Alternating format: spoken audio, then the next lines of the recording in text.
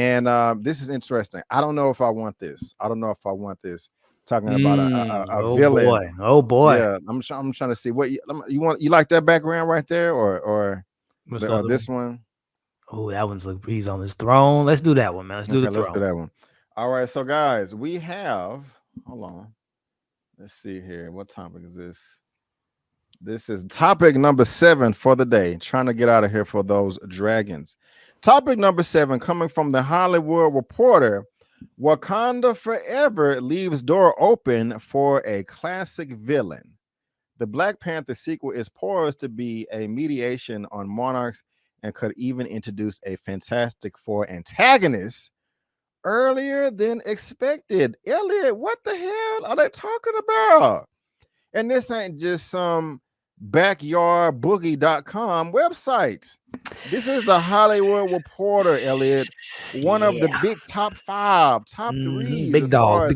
Yeah, they up there, man. They are up there. So it's just quite interesting that they are speculating for all this mess right here with this news.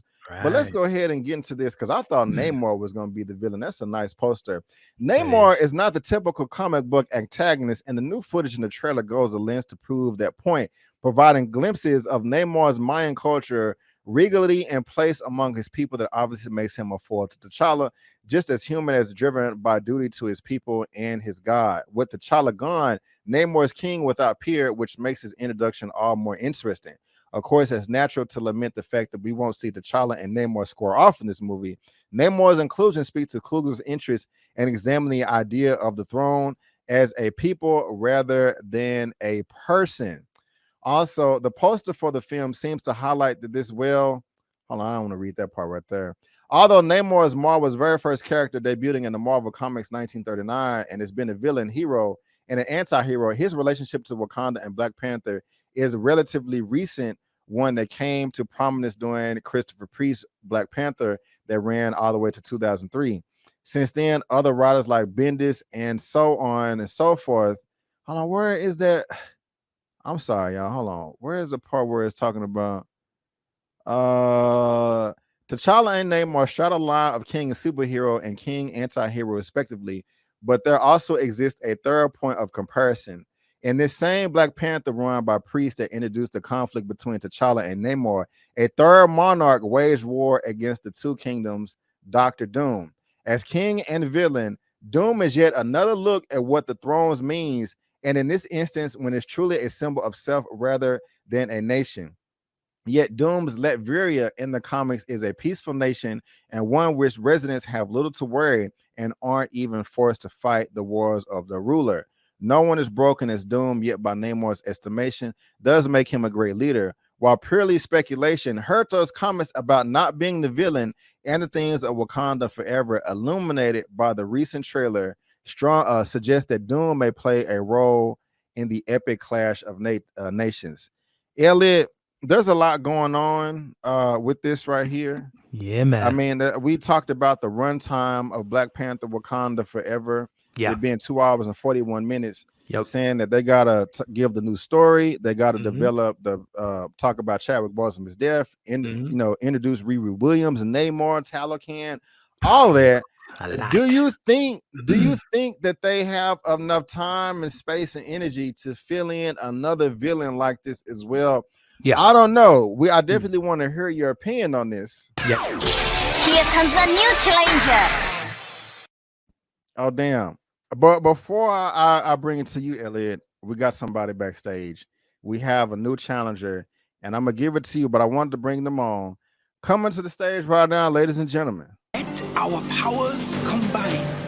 Earth, fire, Wind, water, heart. By your powers combined, I am Captain Planet.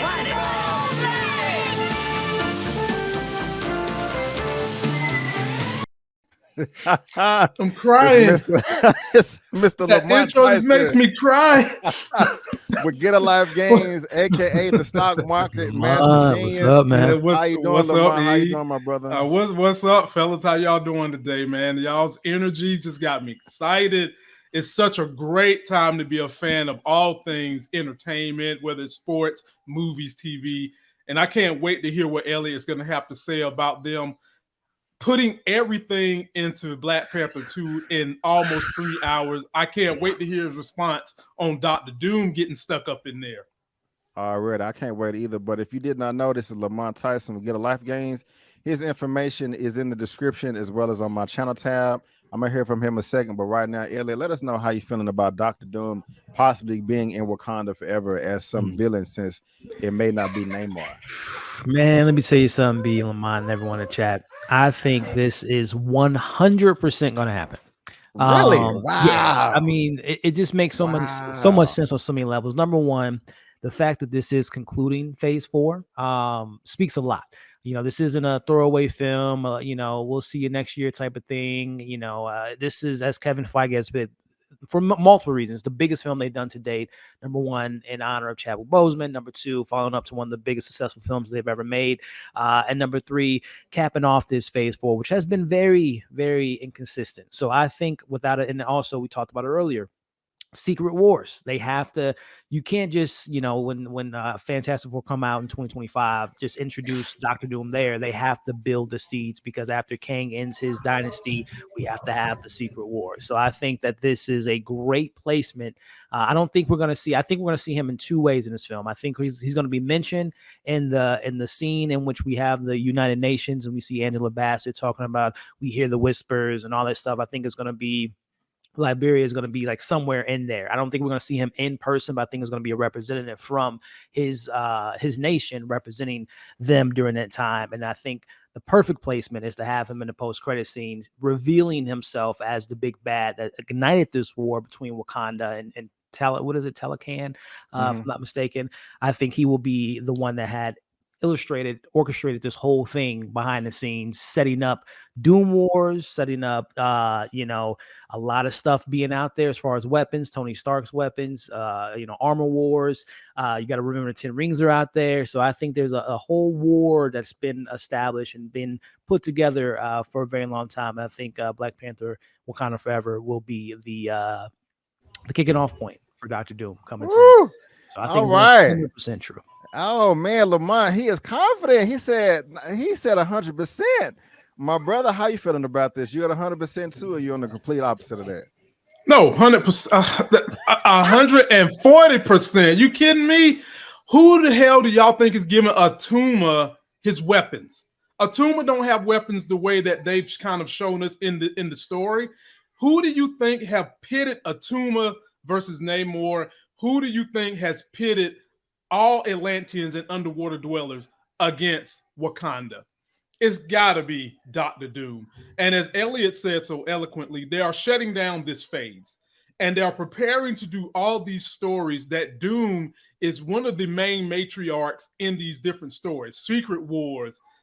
Doom even had a little run in the Secret Invasions as well. So it only makes sense that we're going to get him now. And with all that has come out, B. Avery, we just learned that Wolverine is going to be in the MCU and he's going to be played by Hugh Jackman. Why not go on ahead and slip this on into Black Panther along with some of the people from where Dr. Doom come from in that same meeting Elliot was speaking in? You've got to think, why is this movie almost 3 hours?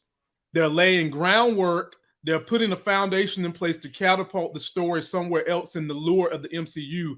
And B. Avery, 100% we're going to see Doom's face, if not in the movie, in the post-credit, the same way they did Thanos when we first saw Avengers. 100%. Interesting that, you know, I'm not tripping that you guys are confident that he's going to be there. Y'all are saying 100%. Like, book it. Book it. I'm sorry. I'm just not convinced. I'm worried about this. I keep clicking the comments because I mean, look, I'm not saying that it's impossible to do. I mean, they crammed so much Infinity War in Endgame, you know, and but this right here, man, it's just so much. But I don't know. A post-credit scene may work, you know. That may work. I don't know. I don't know if it just seems like a lot. I'm not saying it's impossible, but it just seems like a lot. And it just seems like they're just throwing a bunch of speculation out there to get people excited to see the movie anyway.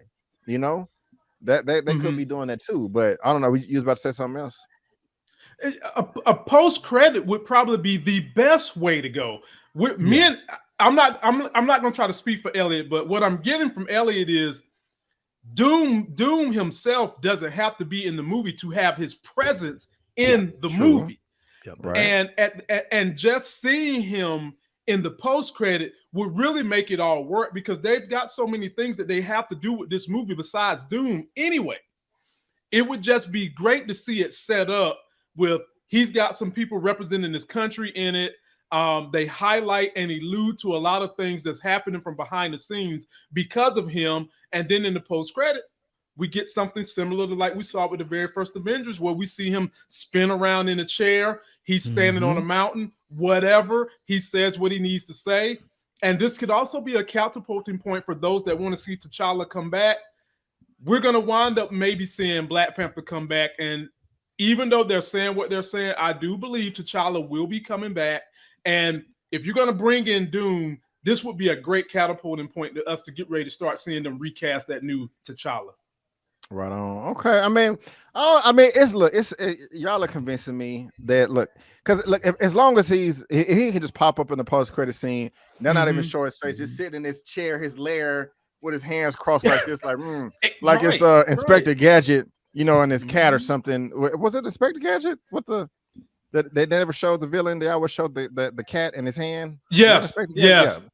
Something like that. A maniacal laugh. I don't even think Doom does that. I also want to know about Hugh Jackman coming as Wolverine. I'm confident that's not like a multi-film thing. I think that's just one and done with Deadpool 3, but I could be wrong. But man, y'all sound really confident about this, man. Yeah. What you think, Ellie? You think Hugh Jackman just coming back for Deadpool 3, or the whole MCU? I wouldn't say the whole MCU, but I wouldn't be surprised if again, I think Secret Wars will be the biggest film we've ever seen. And I wouldn't be surprised if Hugh Jackman and Tobey Maguire, Andrew Garfield, anyone that you can think of that's previously been in a X-Men, Fantastic Four, Marvel project would. Hell, Wesley Snipes might be in, Secret Wars. You never know. I think they're gonna pull out all the punches, man. Right on. All right, ladies and gentlemen. Well, guys, this is not coming from toysarestupid.com. This is the Hollywood Reporter, and so they wouldn't put this out here unless they was confident about it. So there's a link down to this in the description box below. Wakanda forever leaves door open for a classic villain. And we're talking about that one of the smartest people in the world, that Mr. Dr. Doom. Again, let us know what you think in the comment section. We are all dying to know.